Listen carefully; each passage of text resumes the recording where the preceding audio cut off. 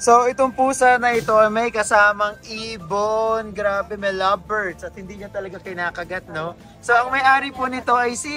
Kayo po may-ari ng pusa na yan. Bakit nyo naman po naisipan pagsamahin ng pusa at at ibon? Kasi napulot ko lang yung mga ibon. Oo. So, sinama ko na. Paano nyo po napulot? Baka hinuli nyo. Hindi, baby pa lang sila. Oo, So, So, baby pa lang po yung pusa, saka yung pinagsama nyo na po. hindi sila nakapunta. Pero hindi po kayo mahilig sa ibon? Hindi naman. Ah. Nakakaawa lang kasi. Nakakawala nga. Ay, nakakatawa. So, ilang years na po sila magkakasama na ganito? Nung February. February po. Oh, mashallah. Oh. Meron po ba kayong planong pakawalan yung ibon at palayain sila? Pati po yung ibon? Pwede po ba? Hindi ka na makakita ng ganyan. Oo, madalang po yung ganyan na magkakasama po sila, no? O, yung lovebirds. Tapos bato-bato yata yung isa eh.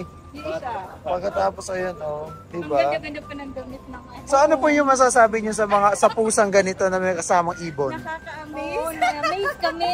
Lumalakad lang din po ba kayo dito and then bigla niyo silang nakita? Kasi nga kamukha nung ng pusa namin actually. Talaga po. So mahilig din po pala kayo sa mga pusa. Kasi may alaga din pong pusa si ate. Kaya pati po kayo, may pusa din po kayo. Siya pang mayari. Ay, so pinaglololok. Joke lang. Kayo pong dalawa. Pero inuwi ko na kasi siya sa kanya. Inuwi niyo na sa Pilipinas. Kasama kasi kaming tatlo sa bahay. Sa bahay? Okay po. So nalulungkot po kayo, kaya na nakita niyo to, gusto niyo nang kuhanin. Hindi naman. Gusto ko mag-alaga ulit. Pero ang problema yung alaga kong muna. Ayaw niya nung may kasama. Okay. Selosa. Nakikipag-away po. As in, hindi lang yung pusa yung aawayin, sila din kakalmutin Ay, niya talaga kung sino po, man po yung kumarga sa kanya. Siya din po, mag-isa lang po. Sobrang seloso. Pero sobrang cute niya, oh. Dahil pa yata ako. Sabi niya kanito.